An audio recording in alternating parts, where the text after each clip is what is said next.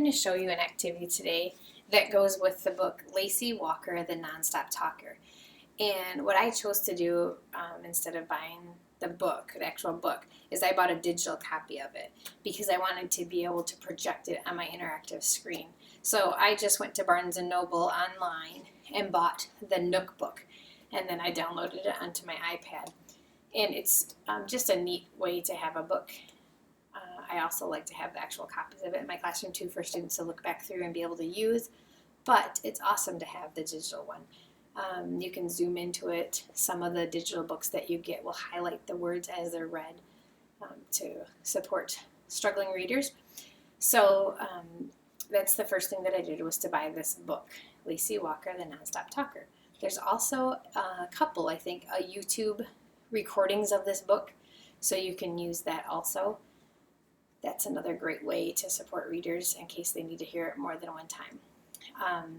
You can also take that YouTube version of a story or yourself reading the story and turn that into a video by uploading it to YouTube.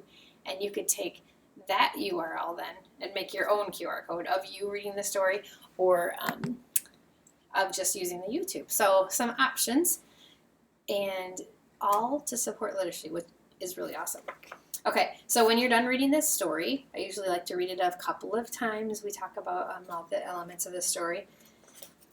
Then the next step that I do is I do a little thinking map with them, thinking routine with them about the beginning, the middle, and the end of the story.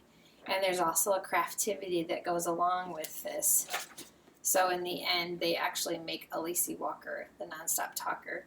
I just have things available, like, I don't know if you can see, oh yeah, there we go. So you can see the parts that they need to cut out for the pieces for the craftivity here. And then they put the Lacey Walker together. So I've done this activity a couple of times along with the craftivity. So this year I was just thinking it would be really great to make a QR code showing the how-to steps of how to do this, because there are many students that need to hear this more than one time. So I just wanted to share that with you, that this year I will be making a how-to video of how to make Lacey Walker, and with a QR code.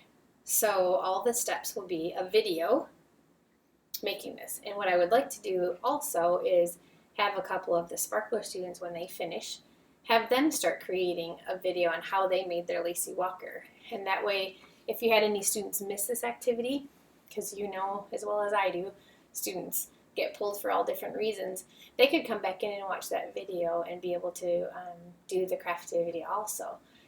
They could also, there's students that need to hear several times what the steps are to make this. So that's a great way. They can back up and they can listen to it again. So I'm going to add this year a QR code to my sign that will support students walking them through the steps to make the craftivity. And I will also have a QR code of me reading this story. So there'll be some support within this activity, as you can see. So I'm really excited about that, and I wanted to share that with you.